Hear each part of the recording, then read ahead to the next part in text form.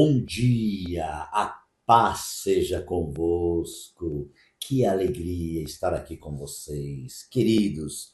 Que Deus abençoe a sua vida grandemente aí no nosso canal. Muito obrigado pela sua comunhão, pela audiência.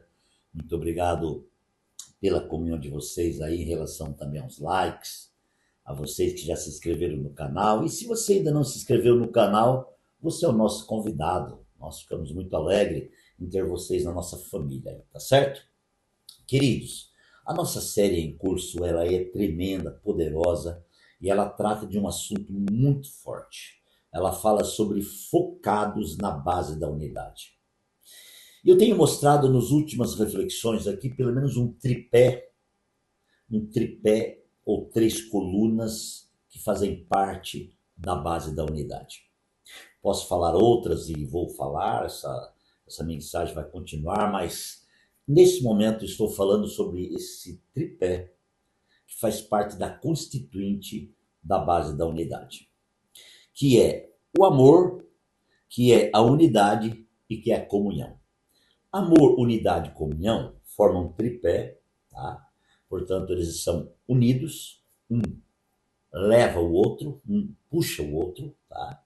E esse tripé, além de ser constituinte ou uma constituição, né, ele é sacrificial. O que eu quero dizer com isso? É que o amor, amados, é um batismo, é uma imersão. O amor é a vida de Deus em nós. Tá? Deus é amor e este amor está em nós. A partir desta constituição, então, organicamente, tá? Segue a unidade. E também, de forma orgânica, a comunhão. É muito importante isso. Eu falei na última reflexão que a unidade, queridos, não é uma uniformidade. A unidade não é um grupo de pessoas reunidas. Um grupo de pessoas pode estar reunidas sem haver unidade. Agora, quem tem unidade deseja reunir-se. Olha só que interessante. Quando existe unidade, há um desejo de reunir. Mas não quer dizer que uma reunião revela unidade. Por isso é que é importante entender os detalhes daquilo que Deus está liberando para o nosso interior. Por isso, eu quero te convidar ao entendimento profundo daquilo que Deus tem na sua vida e na nossa vida. Meus amados, é muito importante essas bases, né? Essas bases, sermos constituídas com elas. Porque uma vez constituído com uma base, ela não será destituída. Porque a constituição é mais ou menos assim. Ela se transforma no seu DNA. Então, o amor de Deus, a Bíblia diz que ele foi derramado em nós. Ele foi constituído em nós. A cruz pegou o amor de Deus e colocou dentro de nós. O humano foi tomado pelo divino. E o divino recebeu o humano. E houve então uma mesclagem, né, do divino com o humano. Isto é uma realidade. Essa mesclagem e esta comunhão, amados, é o desejo de Deus em todo o tempo. Quando Deus fez o homem, ele fez o homem com esse propósito. O propósito da unidade, do amor divino, da unidade, da comunhão. Quando Jesus orou em João 17, a oração dele teve um cunho de unidade, de comunhão entre Deus e o homem, entre o divino e o humano. Quando ele foi para a cruz, o propósito é esse: unidade, comunhão, certo? Quando ele foi para o túmulo e 3 dias depois ressuscitou, ele reuniu, ele esteve na reunião dos discípulos. Quem se lembra, no capítulo 20 de João, a partir do verso 19, 18, 19 ali, vai dizer que ele apareceu ali, onde os discípulos estavam reunidos naquela casa, com medo dos judeus, e ele apresentou ali como paz seja convosco. Ele apresentou ali, irmãos, colocando o seu governo. A paz é o governo de Deus. E esse governo de Deus, quando ele liberou no interior. O governo de Deus trabalha no nosso interior e Jesus disse: paz seja convosco. Ele falou 2 vezes. Depois ele disse: assim como o Pai me enviou, eu os envio. Preste atenção que Jesus estava ressuscitado. E ele estava agora, amados irmãos, liberando a vida dele sobre os discípulos. Ele estava agora fazendo exatamente a obra da restauração da imagem de Deus, a qual havia efetuado na cruz. Mas agora ele precisava fazer isso na prática, porque lá na cruz ele fez isso. Ele já restaurou a imagem quando o véu do templo se rasgou e quando tudo aconteceu, que houve aquela escuridão, uma transformação de visão, né? O Senhor trouxe uma visão, mas agora ele precisava fazer isso na prática com seus discípulos. E como que ele fez? Como foi a prática? Ele insuflou-se para dentro dos discípulos, soprando a sua vida, fazendo o mesmo que ele havia feito lá no livro de Gênesis, quando no 6º dia da recriação, ele fez com o homem, ou ele fez o homem e soprou sobre ele a vida. Agora, Jesus faz a mesma coisa. Deus faz a mesma coisa. Aleluia. E então o homem recebe a vida de Deus. E a partir do momento que o homem tem a vida de Deus, ele diz: eu vos envio. Assim como o Pai me enviou, eu os envio. Ato contínuo. Soprou sobre eles o seu Espírito. Então, o que nós estamos querendo entender com você aqui? É que a partir desse momento, a vida de Deus está dentro do homem. E Deus é amor. Então, quem que está dentro do homem? O amor de Deus. Agora, esse amor de Deus que está dentro do homem, que é um motor, ele quer levar o homem para o estado, que é a unidade.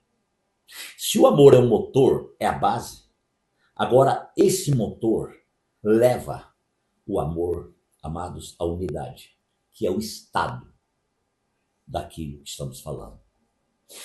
E nesse estado de unidade, tá, sendo ele constitutivo e sacrificial, é uma realidade governante na vida daqueles que o recebem. Então a unidade não é algo humano. A unidade não é um dogma, não é uma instrução humana. A unidade é uma constituição divina. Então, a partir do momento que eu recebo o amor e a unidade, eu sou instrumento de Deus para a sua edificação. Isto, simplesmente, é algo estupendamente glorioso. Por isso, queridos, eu quero que você entenda o grande propósito de Deus, o grande plano de Deus, a grande visão de Deus naquilo que Deus tem. Abramos o nosso coração para o entendimento daquilo que o Senhor está falando. Olha só, a questão da unidade, que eu já venho falando desde a última reflexão, ela também nos leva o quê? A comunhão. A comunhão faz parte desse tripé. A comunhão, ela é constitutiva. A comunhão, amados irmãos, é algo muito tremendo. A comunhão é a experiência, é a ação da unidade e do amor. A comunhão é o exercício, é a prática daquilo que nós somos constituídos. E para que fomos constituídos? Então, tal constituição tem uma prática. E é esta prática que a igreja precisa entender. De que a comunhão é uma prática. É uma prática constitutiva e governante. A comunhão é o governo divino estabelecendo um propósito extremamente glorioso. Isto é algo extremamente profundo. Aleluia. Eu quero que você entenda no espírito a realidade daquilo que eu estou falando. Perdoe alguns barulhos que acontecem, porque às vezes, ou quase todas as vezes, o meu estúdio é no meu secreto com Deus, que é aqui no meu quarto. Então, a partir daqui, nós liberamos a você aquilo que Deus tem. Eu quero que o Espírito Santo venha trazer em nosso interior algo profundo acerca disso. Então, a comunhão é o vínculo que nos une.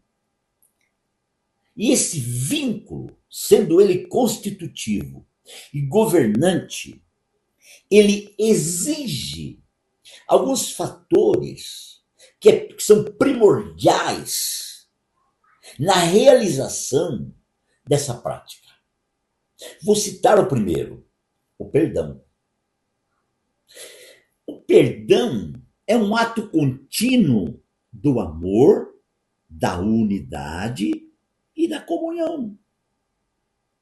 É impossível ter amor, unidade, comunhão e não perdoar.